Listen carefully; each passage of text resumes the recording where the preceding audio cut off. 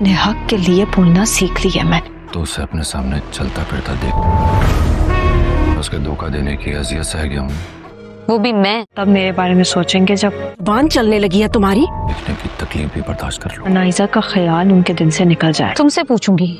मैं तुम्हारा शौहर हूँ, असूलन तो तुम्हें मुझसे पूछ के जाना चाहिए। अगले एपिसोड में आप देखने वाले हैं कि मिरहा के दिल में ये शिकवे होंगे कि असफंद उसका थोड़ा बहुत ख्याल तो रखता है, लेकिन वो अभी भी अनाइजा के बारे में सोचता रहता है और उसके लिए रोता रहता है। वो अपनी दोस्त के हनीमून के सवाल के जवाब में यही जवाब देगी कि उन्होंने शादी के बारे में कुछ भी नहीं सोचा हुआ। लेकिन मिरहा असफंद के इस रवैये से मायूस नहीं होगी, क्योंकि असफंद ने तो कभी उससे मोहब्बत नहीं की थी, लेकिन मिरहा ने तो असफंद से मोहब्बत की थी और वो यही चाहेगी कि असफंद अनाइजा जैसी लड़की के ख्यालों से निकलकर उसके साथ एक अच्छा वक्त गुजारे। दूसरी तरफ आप ये भी देखेंगे कि शीरी पूरी कोशिश कर रही होगी कि वह बहरोज़ को मैनिपुलेट करते हुए किसी भी तरह से अनाइजा को इस घर में वापस ले आए, लेकिन उसकी इस कोशिशों के बीच में मीरा हमेशा आती रहेगी, क्योंकि मीरा को इस बात की खबर है कि अनाइजा अगर इस घर में वापस आ गई तो ये उसके लिए और उसके बाप बहरोज़ के लिए बिल्कुल भी सही साबित नहीं होगा।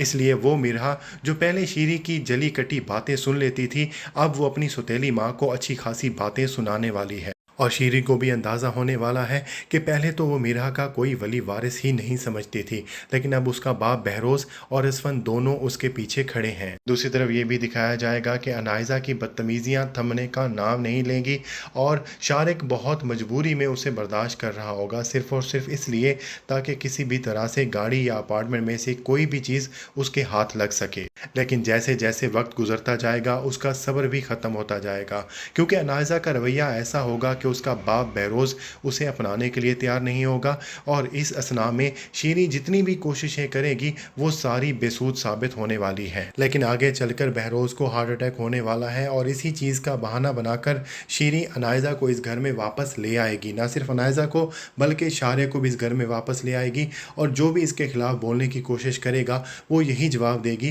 कि वो अपने बाप की मोहब्बत में तड़प रही है और उसका हक है कि वो अपने बाप के साथ वक्त गुजारे। और इसके बारे में जब असफंद की माँ असफंद से बात करेगी तो असफंद भी कोई एतराज़ नहीं करेगा कि अगर अनाइजा उस घर में वापस आती है तो उसे कोई एतराज़ नहीं है, वो उसे देखने की हिम्मत जुटा ले।